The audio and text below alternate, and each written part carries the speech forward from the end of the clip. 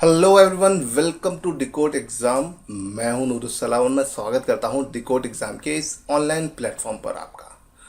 Friends, जैसा कि हम लोग पिछली सीरीज से देख रहे हैं कि साइंस के आरओ एआरओ के जो most important question mock question है, जो एक्सपेक्टेड क्वेश्चन है, उसकी हम प्रैक्टिस कर रहे हैं।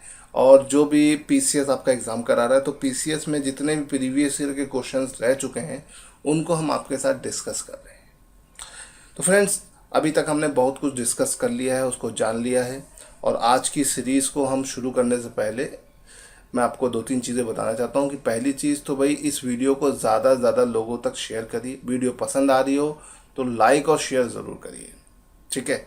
अब आगे बढ़ने से पहले हम कुछ चीज़ों को डिस्कस कर लेते हैं जो पिछली क्लास में थी और मैंने आपसे पूछी थी।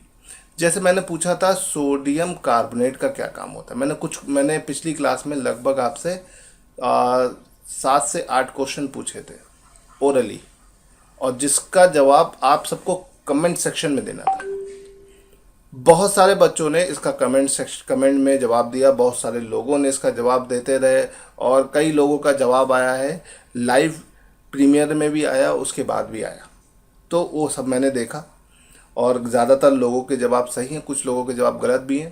पहला क्वेश्चन जो मैंने पूछा था सोडियम कार्बोनेट का यूज़ कहाँ होता है। तो बेसिकली सोडियम कार्बोनेट का यूज़ इंडस्ट्रीज़ में या उद्योग में ज़्यादा होता है, ठीक है।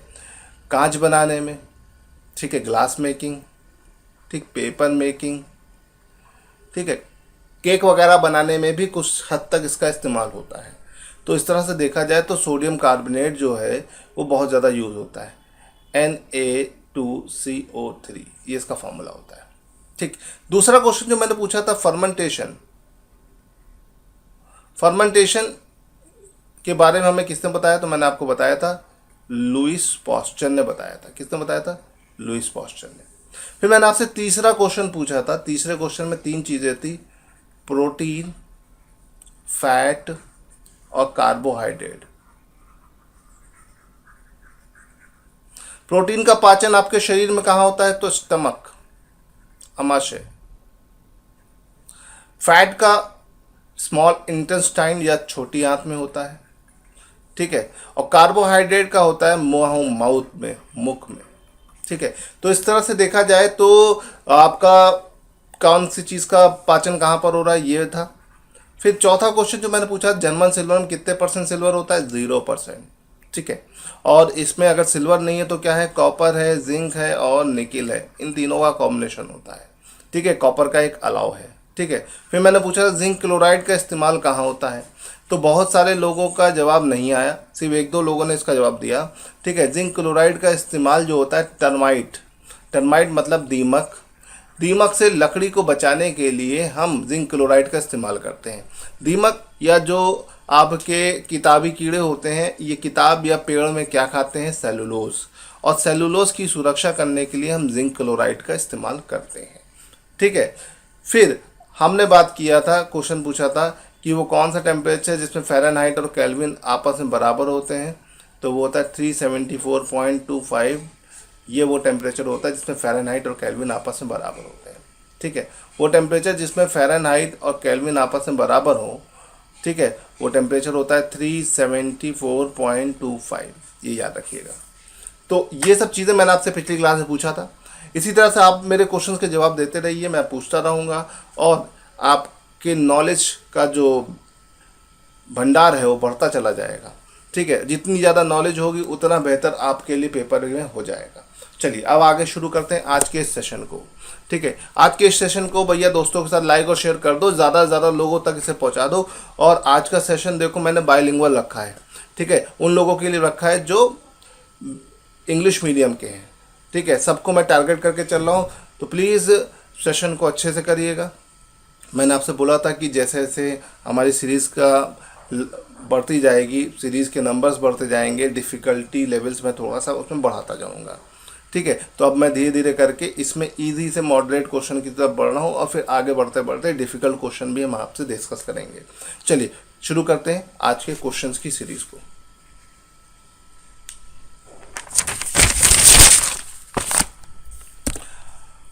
आज का पहला क्वेश्चन है, हवा में तैरते हुए श्वसनीय सूक्ष्म कणों का आकार क्या होता है? ठीक है, residual microscopic particle floating in air have the shape of, कितने शेप का होता है, कितने साइज का होता है? तो भाई 7 माइक्रोन, ठीक, 7 माइक्रोन, 5 माइक्रोन, 6 माइक्रोन, ठीक है। तो देखो यहाँ पर ये जो 5 वाले हैं, 5 से कम, 5 से अधिक, 2 हैं आपके पास, तो इन दोनों में से ही कोई एक ऑप्शन होगा। देखिए हमारी नाक जो होती है, नाक ऑलरेडी एक फिल्टर का काम करती है।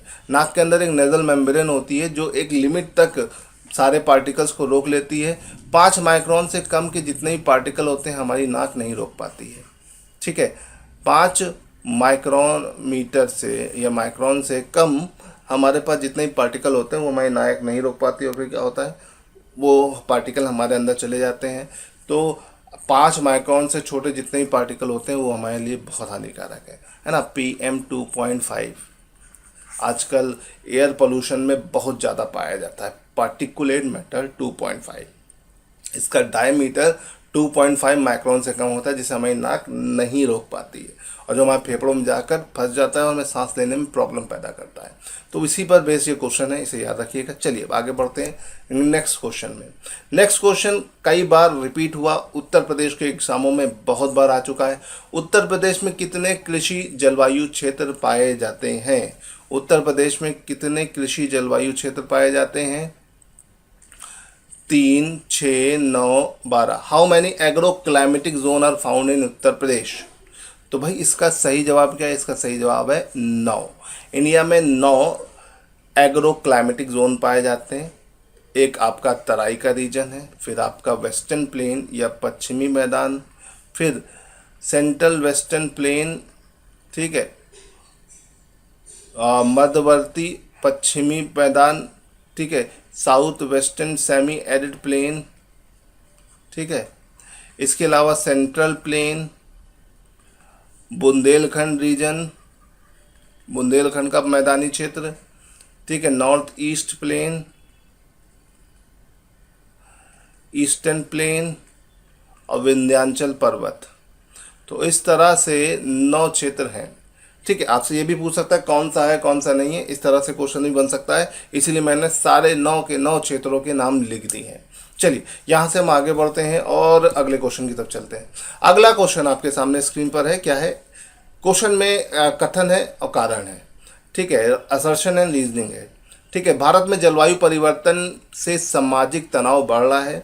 मौसम की चरम दशा की बारंबारता एवं तीव्रता से खाद्य सुरक्षा पर गंभीर प्रभाव पड़ेगा, ठीक है। In English, climatic change is increasing social stress in India, frequency and intensity of extreme weather condition will have serious effect on food security.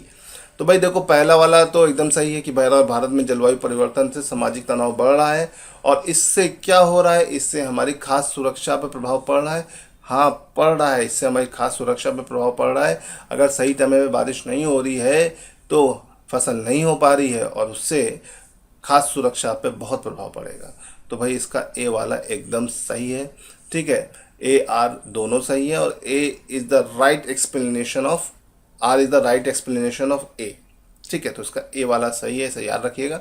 चलिए यहाँ से आगे बढ़ते हैं नेक्स्ट क्वेश्चन की तरफ, ठीक है। बहुत सारे बच्चों का कहना था कि सर मुझे स्क्रीन पर चीज़ें क्लियर नहीं दिखाई दे रही है। मैं बोल दूं कि देखो अगर आपकी इंटरनेट कनेक्टिविटी अच्छी है और आप फुल स्क्रीन पर देख रहे हो तो आपको सब चीज़ें एकदम क्रिस्टल क्लियर दिखाई देंगी, है ना।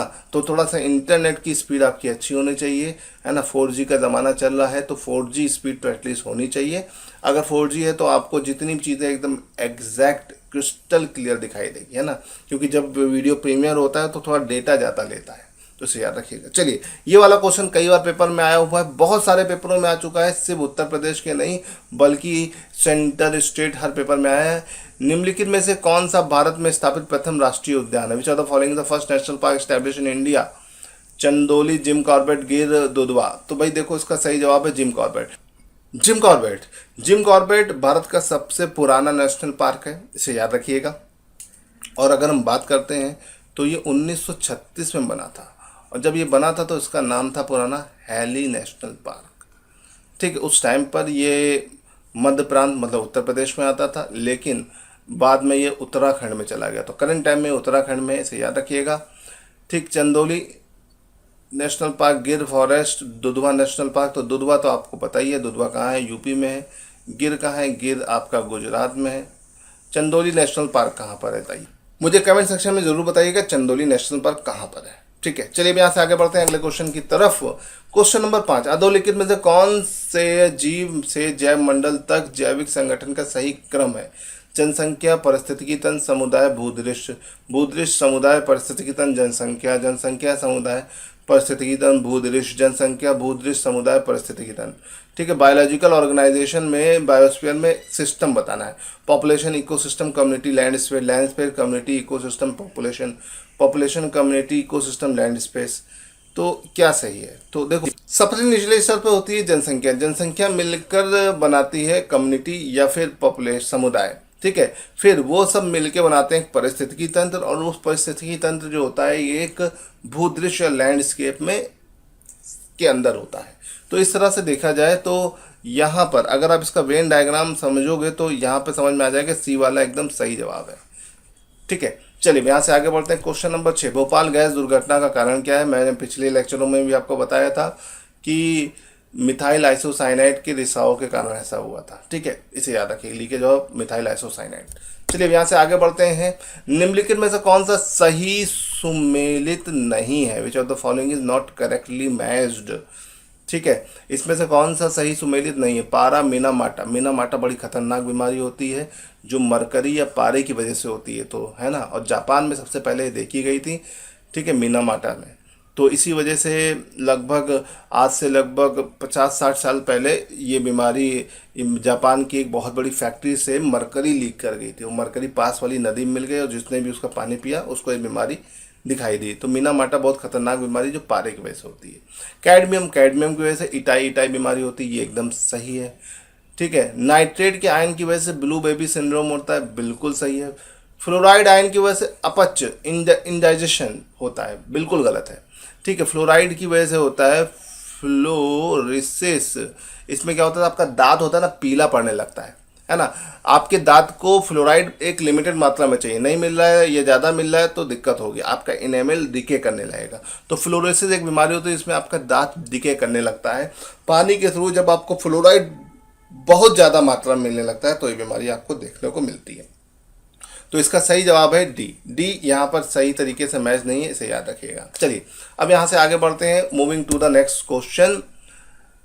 कई बार आ चुका है, पीसीएस के एग्जाम में भी आ चुका है, आरओ में तो आया ही है। निम्नलिखित में से किसे वायुमंडल के प्राकृतिक संतुलन के लिए कार्बन डाइऑक्साइड की उपयुक्त सांद्रता मानी जाती है? ठीक है, अकॉर्डिंग टू एनसीईआरटी पूछा गया है, तो आपको बताना है कि इसमें से किसे वायुमंडल की प्राकृतिक संतुलन के लिए कार्बन डाइऑक्साइड की उपयुक्त सांद्रता मानी जा रही है। Which of the following is consider to the appropriate concentration of carbon dioxide for natural balance of atmosphere? है ना, 0.02%, 0.03, 0.04, 0.05, तो उसका सही जवाब 0.03। ठीक है, 0.036% is the exact quantity of carbon dioxide in our atmosphere.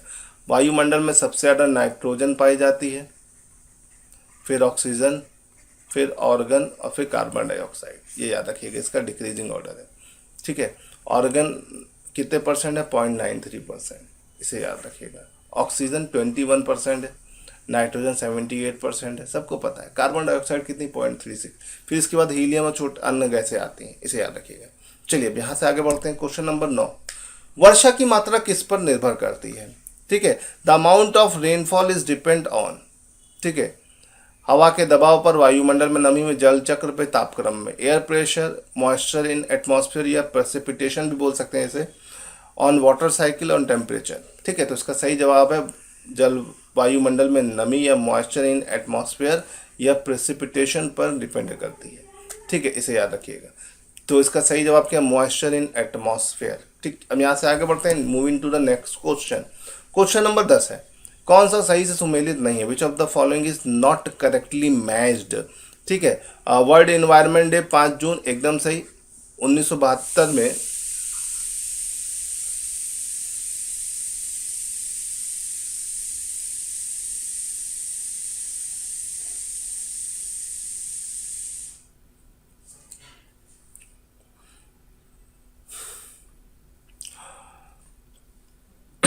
इसमें से कौन सा सही से सुमेलित नहीं है हमें ये जानना है। ठीक है, विश्व पर्यावरण दिवस 5 जून एकदम सही है। पृथ्वी दिवस 22 अप्रैल एकदम सही है। ओजोन दिवस 16 सितंबर एकदम सही है। तंबाकू निषेध दिवस 5 महीने 31 मई होता है।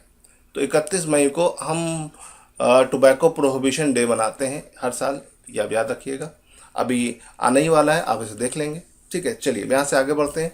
क्वेश्चन नंबर 11, जैव विविधता को अधिकतम संकट किससे होता है? Biodiversity is at maximum risk at. देखो बायोडाइवर्सिटी पहले आप समझ लो क्या होता है। Biodiversity biodiversity is a combination of two word, दो चीज़ों से मिलकर बना हुआ है। फ्लोरा एंड फौना, प्लांट और एनिमल मिलकर जैव विविधता बनाते हैं।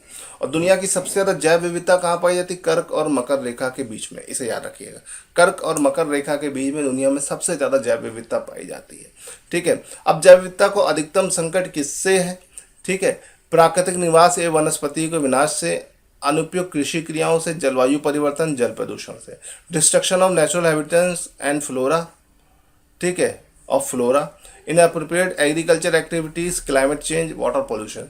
तो देखो बेसिकली बायोडाइवर्सिटी को सबसे ज़्यादा नुकसान होता है कि भैया आप फ्लोरा को नुकसान पहुंचा रहे हो। क्यों? क्योंकि जो भी फौना होते हैं, जानवर होते हैं, कहाँ रहते हैं? जंगल में। अगर आप जंगल को नष्ट करोगे तो वो अपने आप ही दोनों चीज़ें नष्ट हो जाएंगी। तो यहाँ पर इसका सही जवाब प्राकृतिक निवास एवं वनस्पतियों के विनाश से। ठीक है, तो इसका सही जवाब destruction natural habitat and flora. ठीक, तो ए वाला इसमें सही जवाब है, इसे याद रखिएगा। बायोडाइवर्सिटी सबसे ज़्यादा कहाँ पाई जाती है? कर्क और मकर रेखा के बीच में। और भारत में सबसे ज़्यादा बायोडाइवर्सिटी रिच एरिया है पश्चिमी घाट और पूर्वी हिमालय। इसके अलावा इंडो म्यांमार बॉर्डर और सुंडा लैंड भी इसमें आता है। सुंडा land is a part of Andaman Nicobar, इसे याद रखिएगा। ठीक है, और बायोडाइवर्सिटी के हॉट स्पॉट है, इसको याद रखिएगा। चलिए यहाँ से आगे बढ़ते हैं और अगले क्वेश्चन की तरफ चलते हैं। हमें हरी घास का रंग हरा दिखाई देता है, क्यों? ठीक है, हमें हरी घास का हरा रंग दिखाई देता है क्यों? We see the colour of green grass as green because, या हरे रंग के प्रकाश को हमारी आंख पर परावर्तित करती है, हरे रंग के प्रकाश को अवशोषित करती है, प्रकाश को परावर्तित करती है, उपयुक्त में से कोई नहीं। It reflect green light on our eyes, ये एकदम सही जवाब है। क्यों? क्योंकि ये सारे रंग को एब्जॉर्व कर लेती है हरे रंग को छोड़कर, और वो हमारे आँख की तरफ आता है, तो हमें इसीलिए पत्तियाँ कैसे दिखाई देती हैं?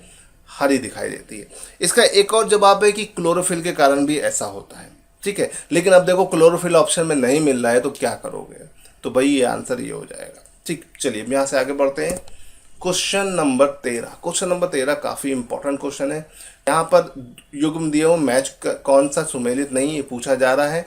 और सूखी बर्फ ठोस कार्बन डाइऑक्साइड होता है। यहाँ पे सिर्फ आपको मैच करना है कि कौन सा मैच, मतलब सॉरी बताना है कि कौन सा मैच नहीं है। ठीक है, ड्राई आइस या सॉलिड आइस, कार्बन डाइऑक्साइड एकदम सही है। सेविन कीटनाशक, ठीक है, ये भी एकदम सही है। ठीक, इसके अलावा अगर हम बात करते हैं टेफ्लॉन, टेफ्लॉन फ्लोरिनेटेड पॉलीमर, ये भी एकदम सही है। फ्लोरीन युक्त कार्बनिक यौगिक होता है। तो देखो फ्लोरीन जो होता है, बंक मिस्टर फ्लोरीन, ठीक है, 1985 में डिस्कवर किया गया था। C60 कार्बन की 60 चेनों का होता है, वो कार्बन का बना होता है, फ्लोरीन के ऑर्गेनिक कंपाउंड से नहीं बना होता है। तो ये याद रखिएगा, fluorine is made up of carbon not of fluorine. Okay, तो ये याद रखिएगा, फ्लोरीन युक्त कार्बनिक यौगिक से नहीं बना होता, ये कार्बन से बना होता है। कार्बन की 60 चेन होती है, इसमें याद रखिएगा। ठीक है, बंग मिस्टर फ्लोरीन 1985 में डिस्कवर किया गया था। ठीक है, चलिए यहाँ से आगे बढ़ते हैं और क्वेश्चन नंबर 14 की तरफ देखते हैं। क्वेश्चन नंबर 14 है कि निम्नलिखित में कौन सा एक सल्फा औषधि है? सल्फा औषधि क्या होती है? ठीक है, जीवाणु को हटाने के लिए जो औषधि यूज होती है उसे हम सल्फा ड्रग्स बोलते हैं। ठीक है, और सल्फा ड्रग्स इसमें से कौन सी है? ठीक है, तो sulpha drugs penicillin, streptomycin, aspirin ये नहीं है, सिबाजोल है। ठीक, सिबाजोल, यहाँ स्पेलिंग इसकी गलत हो गई, ये वाली स्पेलिंग सिबाजोल। सिबाजोल जो है हमारी सल्फा ड्रग्स है, इसे याद रखिएगा। और ये भी याद रखिएगा कि सबसे पहले खोजी गई सल्फा ड्रग्स जो 1925 में खोजी गई थी वो आपकी पेंट्रोसिल है।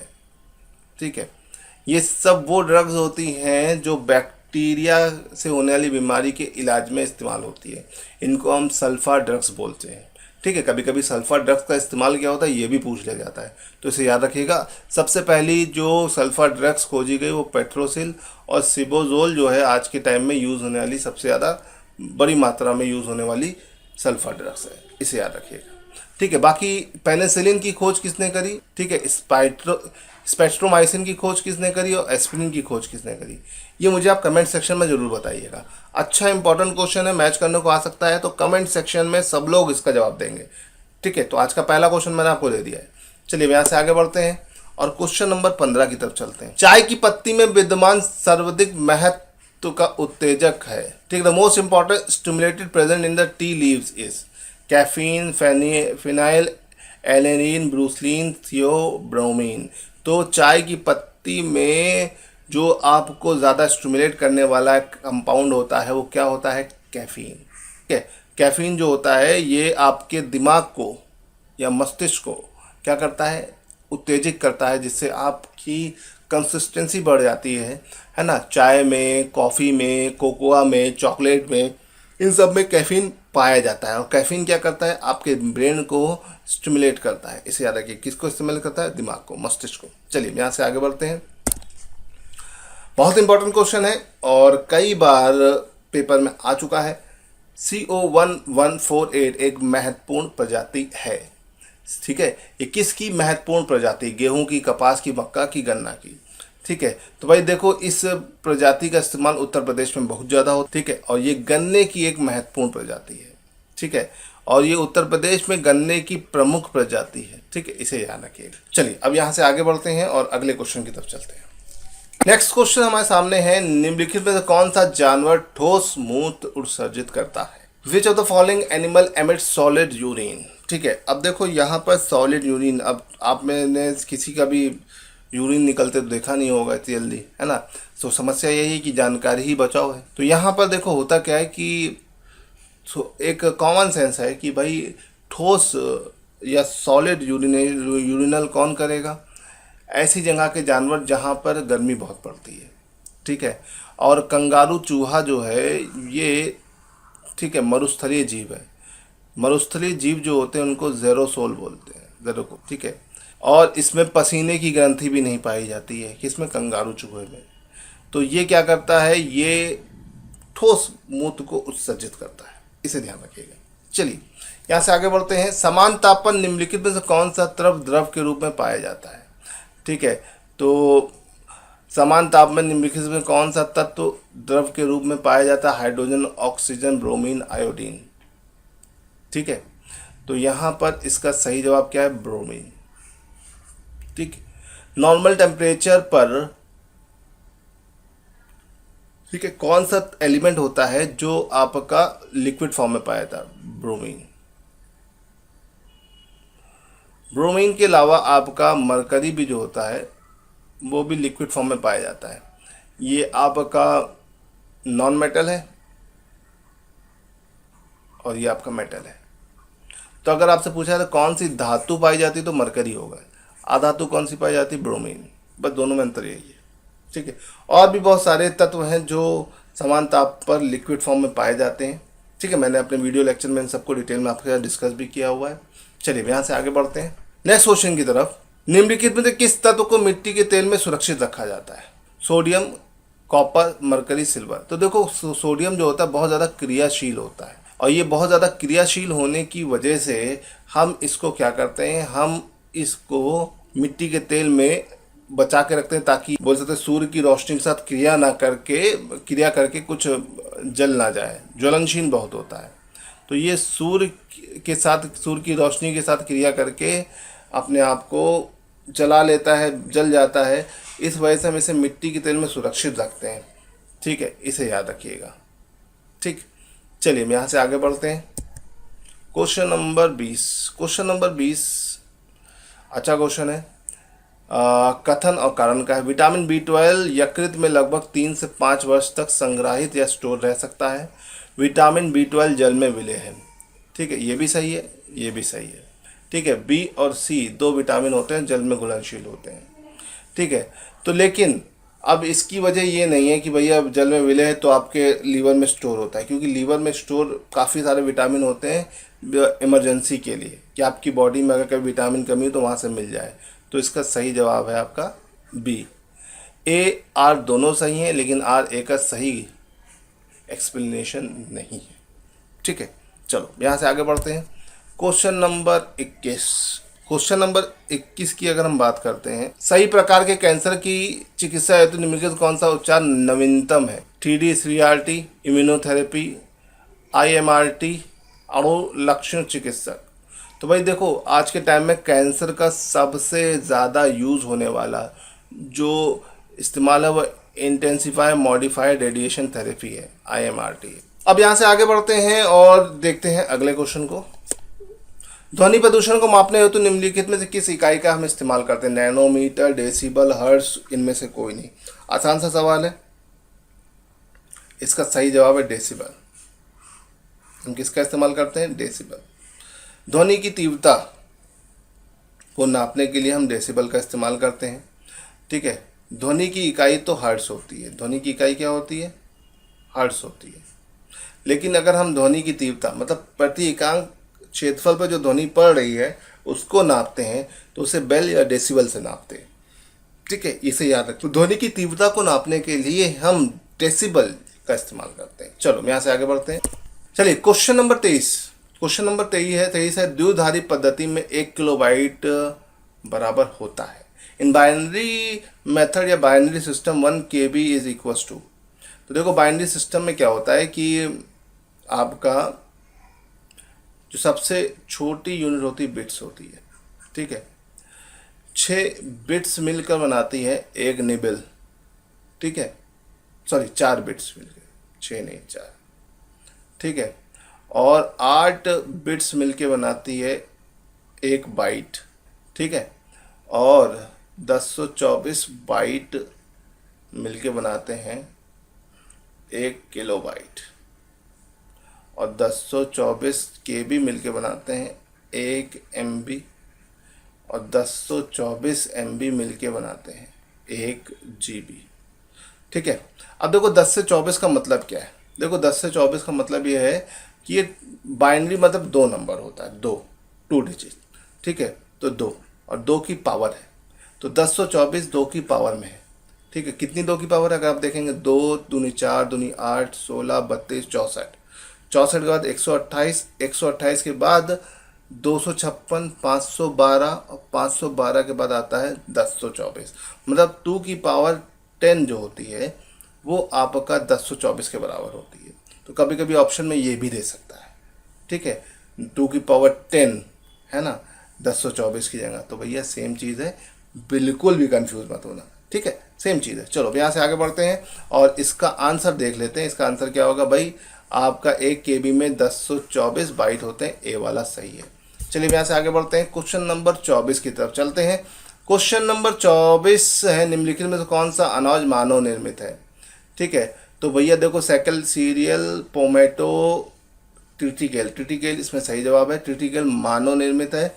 ये गेहूं और राई के संकरण से तैयार होता है। ठीक है, ट्रिटिकियम और सिकेल से, इसीलिए इसे ट्रिटिकेल बोलते हैं। ठीक, गेहूं और राई के संकरण से हो या इनके मिलाने से तैयार होता है, तो ट्रिटिकेल, इसे याद रखिएगा। गेहूं को साइंटिफिक लैंग्वेज में ट्रिटिकम बोला जाता है और राई को सिकेल बोला जाता है, इसीलिए ट्रिटिकेल। ठीक है, दोनों का मिक्सचर हो गया। ठीक, इसे ट्रिटिकियम बोला जाता है और इसे बोला जाता है सिकेल। ठीक है, तो इसकी आखिरी का केल ले लिया गया, इसकी स्टार्टिंग का ट्रिटी ले लिया गया और ट्रिटिकेल ये बन गया, और ये बीच वाला हिस्सा हटा दिया गया। तो ये दोनों के संकरण से तैयार होने वाला एक आपका मानव निर्मित अनाज है। चलिए यहाँ से आगे बढ़ते हैं। Question number 25। क्वेश्चन नंबर 25 निम्नलिखित में से किस बहुलक का उपयोग बुलेट प्रूफ वस्तु बनाने में किया जाता है? Kevlar, Glyptal, Lexan. ठीक है। Which of the following polymer use to make bullet proof object. तो देखो इसमें ग्लिप्टॉल जो होता है वो थर्मोस्टेटिक प्लास्टिक बनाने में यूज़ होता है, जिसका यूज़ पेंट वगैरह में ही होता है। तो ये ग्लिप्टॉल तो यूज़ नहीं होता, ग्लिप्टॉल है ना। तो दो आपका दो हटा दो तो ये चला गया, ये चला गया और ये भी चला गया। आंसर क्या हो गया 1 और 3। तो 1 और 3 इज द राइट आंसर। 1 और 3 सही जवाब है। ठीक है, चलिए यहाँ से आगे बढ़ते हैं। क्वेश्चन नंबर 26 थोड़ा सा पुराना क्वेश्चन है लेकिन फैक्चुअल क्वेश्चन है, रट्टा मार क्वेश्चन तो आ सकता है। विश्व का प्रथम पूर्ण रूप से सौर ऊर्जा से संचालित हवाई पत्तन एयरपोर्ट कौन सा है ना। वो भारत में है, बेंगलोर, कोची, अहमदाबाद, कोकीनो। तो इसका सही जवाब क्या है? इसका सही जवाब है कोची। कोची जो है इसका सही जवाब है। चलिए यहाँ से आगे बढ़ते हैं। और क्वेश्चन, अधोलिखित में से कौन सा यौगिक एक विटामिन नहीं है? Which of the following is not a vitamin, है ना। तो अगर देखा जाए तो नियासिन, नियासिन आपका विटामिन B2 होता है, ठीक है। और राइबोफ्लोविन, राइबोफ्लोविन विटामिन B1 को बोलते हैं। पीरिडॉक्सिन विटामिन आपका B6 होता है। और थायरॉक्सिन कोई विटामिन नहीं होकर ये आपका हार्मोन होता है, हार्मोनल ग्लैंड होती है जहाँ से थायराइड, थायराइड ग्लैंड से निकलने वाला एक हार्मोन होता है। तो थायरॉक्सिन जो होता है वो थायराइड ग्लैंड से निकलने वाला एक हार्मोन होता है। तो भाई ये कोई विटामिन नहीं होता है, तो ये इसका सही जवाब हो गया। ठीक, चलो यहाँ से आगे बढ़ते हैं। किस प्रकार के प्रदूषण के बचाव के लिए ग्रीन मफलर का इस्तेमाल किया जाता है ना। ग्रीन मफलर का इस्तेमाल हम कहाँ करते हैं? वायु, जल, मृदा, ध्वनि। तो इसका सही जवाब ध्वनि प्रदूषण। ग्रीन मफलर एक विशेष आकृति के बहुत सारे पेड़ लगाए जाते हैं, कोई पेड़ लगा सकते हैं आप, जो क्या करता है वो साउंड को एब्जॉर्ब करके साउंड को दूसरी तरफ नहीं जाने देता है। इन्हें हम बोलते हैं ग्रीन मफलर। ग्रीन मफलर की अगर हम बात करें तो मफलर का कॉन्सेप्ट आता है गाड़ियों में। गाड़ियों में जो इंजन की आवाज़ को रिड्यूस करने के लिए मफलर्स लगाए जाते हैं, जो क्या करते हैं उसकी आवाज़ को चारों तरफ डिस्ट्रीब्यूट कर देते हैं, जिससे इंजन की आवाज़ बहुत ज़्यादा नहीं होती, हमको ज़्यादा परेशान नहीं करती। उसी तरह से ग्रीन मफलर क्या होते हैं? पेड़ होते हैं। ऐसे पेड़ जो विशेष आकृति से काट के बनाए गए होते हैं और उनका काम क्या होता है? ध्वनि को ऑब्जर्व करना और ध्वनि को दूसरी तरफ ना जाने देना। अगर आप देखेंगे तो उत्तर प्रदेश में लखनऊ में, अगर आप कभी लखनऊ आए होंगे तो या फिर आप दिल्ली गए होंगे तो आपने देखा होगा कि मेट्रो के जो पिलर्स जाते हैं उसके नीचे से ढेर सारे पेड़ लगाए जाते हैं। क्यों लगाए जाते हैं? ताकि नॉइस पोल्यूशन को रिड्यूस किया जा सके। वो भी एक ग्रीन मफलर का एक सिंपल सा एग्जाम्पल है, ठीक है। ग्रीन मफलर ऐसी जगह पे लगाया जाता है जहाँ पर ध्वनि प्रदूषण ज़्यादा होता है, खास तौर पे जो मेट्रो सिटीज़ हैं वहाँ पर आपको ज़्यादा देखने को मिलेगा। चलिए, अब ये तो हो गया green muffler. Green muffler basically is a type of a plant. ठीक, अब चलिए यहाँ से आगे बढ़ते हैं और बढ़ते हैं क्वेश्चन नंबर 29 की तरफ। ठीक है, क्वेश्चन नंबर 29 है, निम्नलिखित में से कौन सा एक नाइट्रोजन स्थिरीकरण करने वाला जीव नहीं है? Which of the following is not a nitrogen fixing organism? ठीक है, नॉस्टॉक, एनाबिया, एजोटोबैक्टर, माइक्रोरहिज़ा। ठीक है, तो देखो नॉस्टॉक, एनाबिया और azotobacter these are the nitrogen fixation elements. But mycorrhiza, mycorrhiza जो होता है ये बेसिकली बड़े पौधे और कवक के बीच का सहजीविता के संबंध को प्रदर्शित करता है।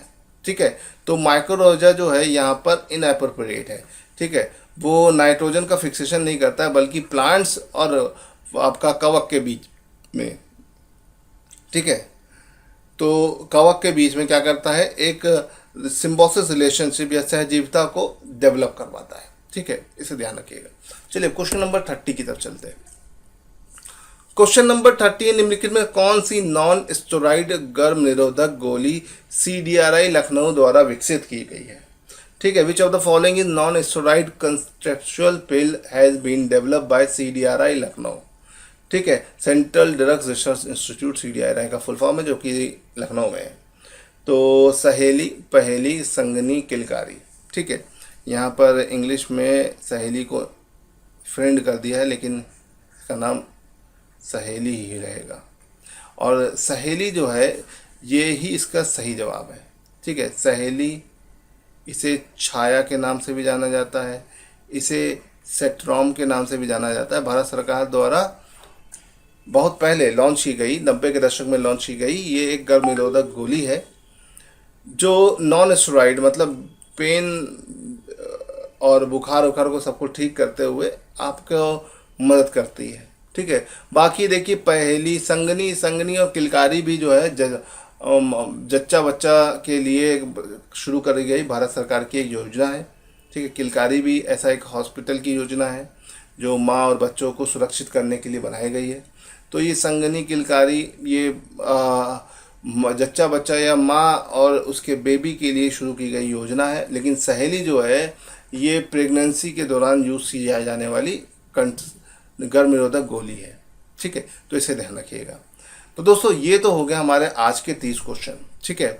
और कई बच्चों का ये पूछना था कि सर क्लास कब होती है। देखो क्लास का टाइमिंग फिक्स है, कॉमन सेंस की बात है। 8:30 बजे आपका डेली क्लास हो रही है ना। कभी कदार 1-2 दिन छूट जाती है, लेकिन आमतौर पर ऑल्टरनेट करके मेरी क्लास आपको 8:30 बजे मिलेगी। तो आप ये मत सोचिए क्लास कितने बजे, क्लास 8:30 बजे ही हो रही है फ्रेंड्स, इसे याद रखिएगा। तो चलिए, कैसा लगा आज का सेशन? बढ़िया लगा? बढ़िया लगा तो लाइक और शेयर कर दो और अपने कमेंट जरूर बताओ, है ना। चलिए आज के लिए इतना रहने देते हैं, तब तक के लिए गुड बाय। घर पे रहें, सुरक्षित रहें और पढ़ते रहें। Bye bye.